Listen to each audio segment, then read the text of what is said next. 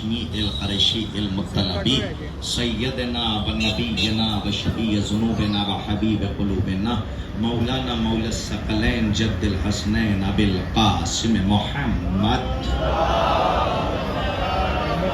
وعلى اہل بیتہ الطیبین الطاہرین المعصومین المظلومین المنتجبین المنتخبین ولعنت اللہ علی اعدائہم اجمعین من یومنا ھذا الی قیام یوم الدین اما بعد فقد قال اللہ سبحانہ وتعالی فی محکم کتابہ الکریم بسم اللہ الرحمن الرحیم ان الدین عند اللہ الاسلام صلوات پر محمد و آل محمد۔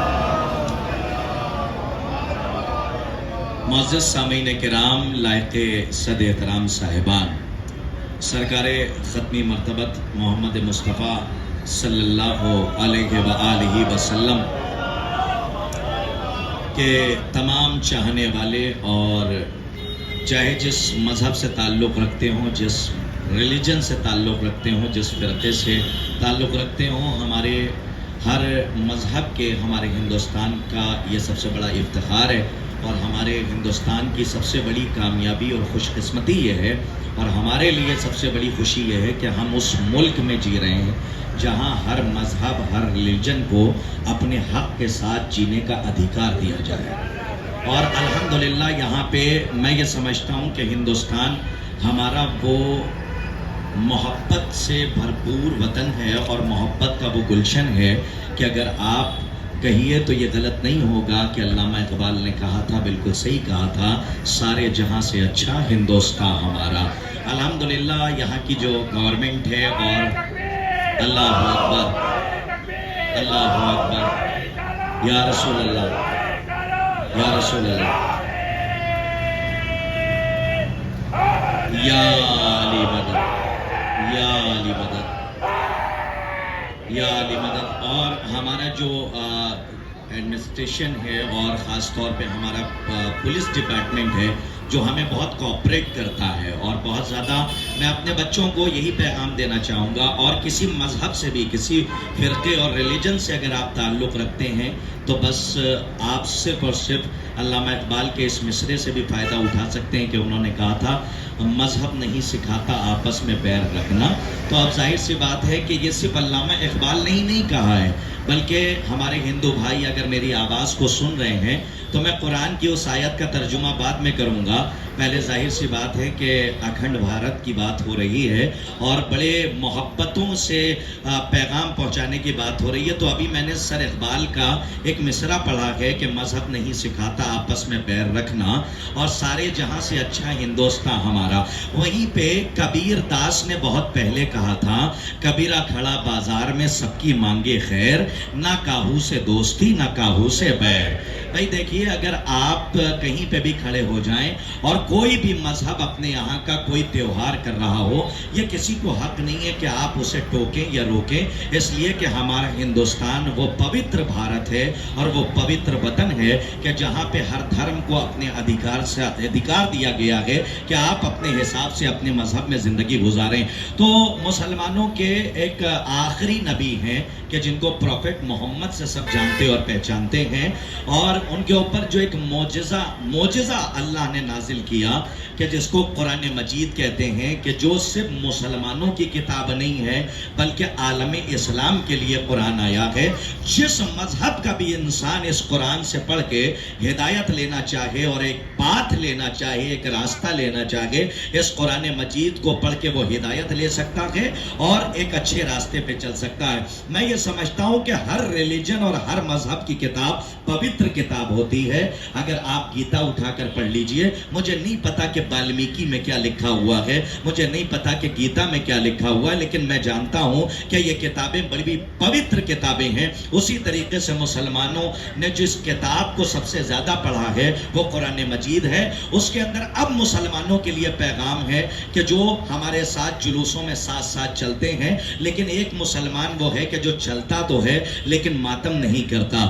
ایک مسلمان وہ ہے کہ جو چلتا بھی ہے اور ماتم بھی کرتا ہے، لیکن وہ مسلمان ہیں اور کسی بھی مذہب کا تعلق رکھنے والا اگر انسان ہے تو وہ حسین کو خراج عقیدت پیش کرتا ہے، شردھانجلی پیش کرتا ہے. جیسے ہم اپنے ہندوستان کے شہیدوں کو شردھانجلی پیش کرتے ہیں تو ہم بہت مون دھارن کر لیتے ہیں. ہم کینڈل مارچ نکالتے ہیں کہ یہ کیا ہے، کہ یہ شہیدوں کو خراج پیش کیا جا رہا ہے. یہ شہیدوں کو خراج کیوں پیش کیا جا رہا ہے؟ کہ جن شہیدوں نے ہمارے ہندوستان کے لیے اپنے پران گوا دیے، جن شہیدوں نے اپنے ہندوستان کو بچانے کے لیے، وطن اور ملک کو بچانے کے لیے اپنی زندگی قربان کر دی، تو ہم شہیدوں کو خراج عقیدت پیش کرتے ہیں. تو میں ایک جملہ کہنا چاہوں گا کہ کم سے کم وہ قوم کہ جو 1400 برس کے بعد اپنے بے وطنوں سے غداری نہیں کر سکتی، تو میں سمجھتا ہوں کہ جو 1400 سال کے بعد جس قوم نے بے وطنوں سے غداری نہیں کی ہے، وہ قوم ہندوستان میں رہ کر وطن کے رہنے والوں سے غداری نہیں کر سکتی.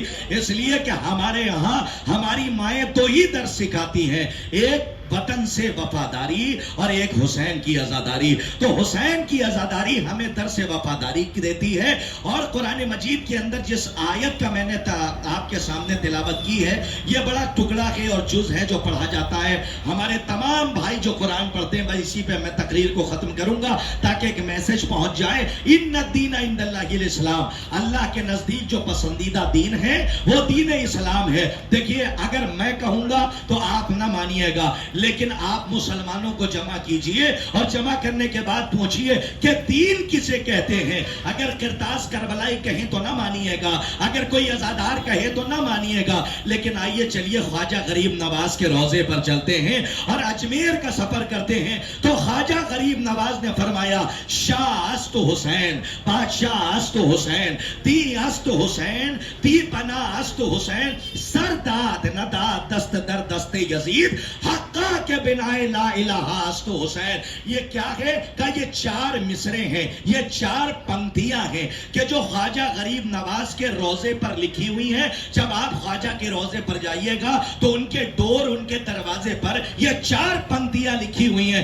کہ جسے خواجہ نے بہت پہلے کہا کہ دین حسین ہے، دین کی پناہ حسین ہے اور بنیاد لا الہ الا اللہ حسین ہے. تو اب ایک پیغام میں آپ کی خدمت میں اور تمام بھائیوں کی خدمت میں دینا چاہتا ہوں کہ جب خواجہ نے کہہ دیا کہ دین حسین ہے تو پھر کسی اور کی بارگاہ میں نہ جائیے گا، حسین کی بارگاہ میں آئیے تاکہ صحیح دین آپ کو مل جائے، صحیح راستہ آپ کو مل جائے. بس میں یہیں پہ ایک شعر پڑھنے کے بعد اپنی تقریر کو ختم کروں گا، تمام بھائیوں تک میرا پیغام پہنچ جائے. جب خواجہ غریب نواز نے کہا تو 2 مصروں میں کہا، جس مصرے میں حسین آیا اس میں یزید نہیں آیا. بھائی کاش کہ میرا پیغام پہنچ جائے. جس مصرے میں خواجہ غریب نواز نے حسین کا نام لیا اس میں یزید کا نام نہیں لیا، اور جس پنکتی میں اور جس مصرے میں خواجہ غریب نواز نے یزید کا نام لیا اس میں حسین کا نام نہیں لیا. یہ خواجہ بتانا کیا چاہتے ہیں؟ خواجہ نے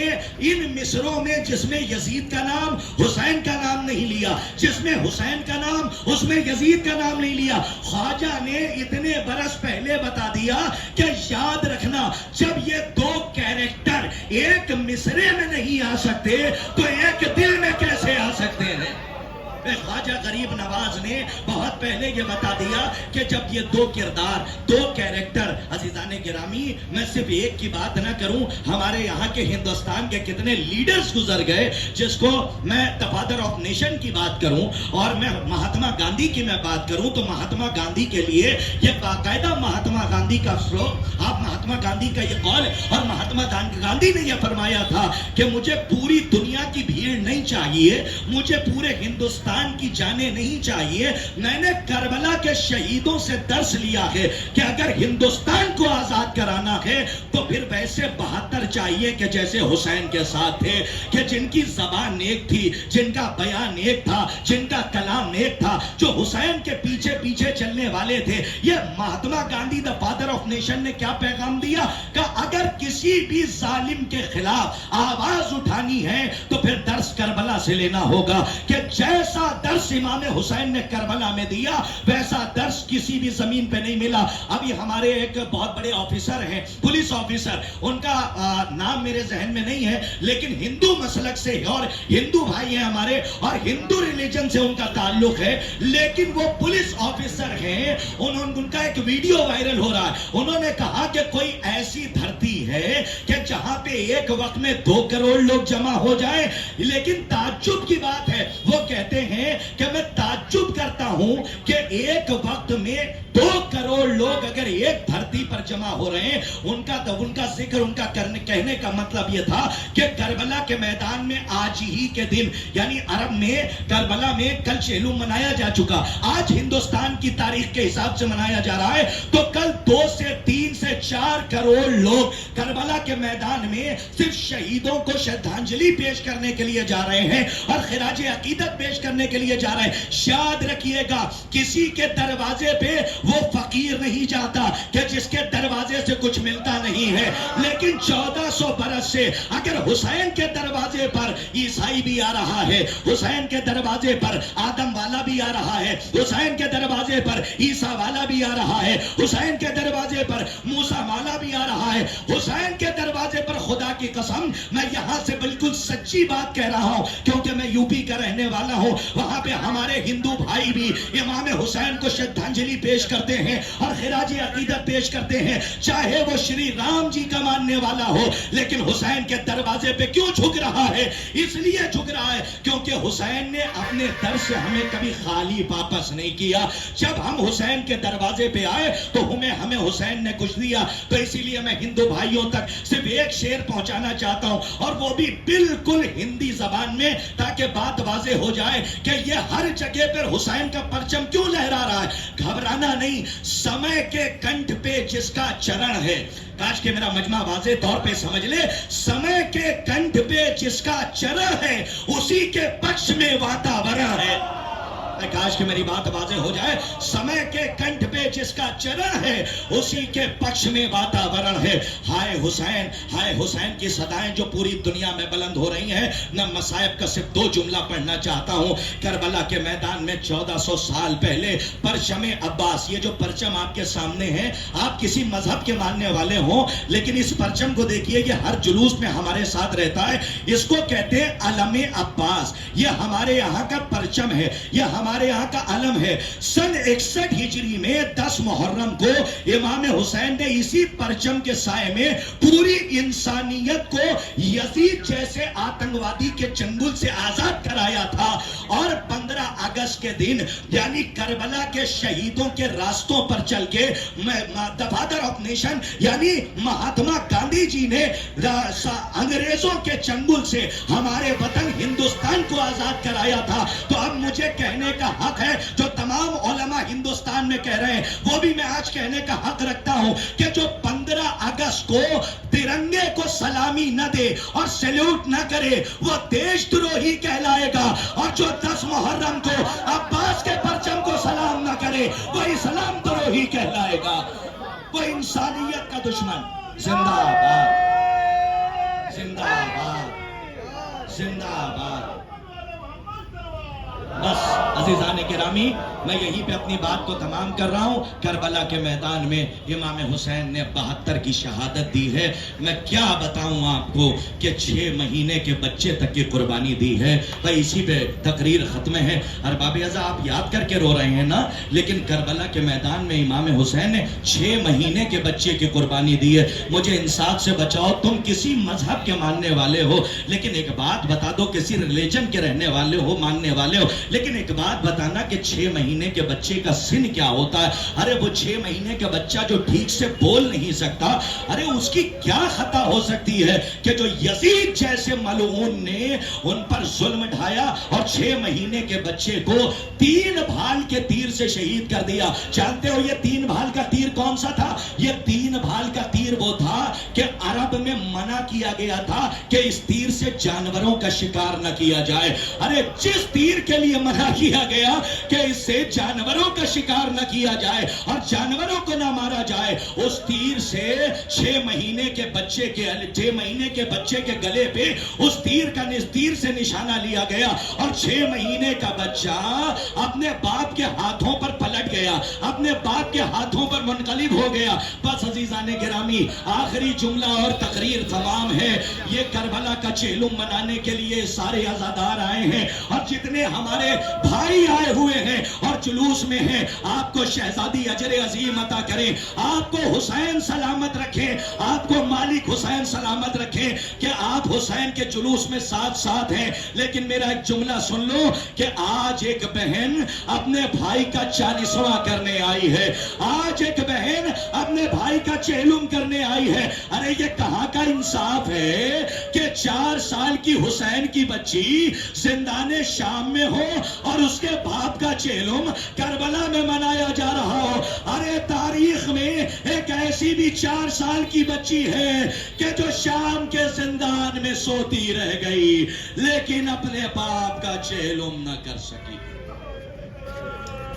سیعلم الذین ظلموا ای منقلب یا حسین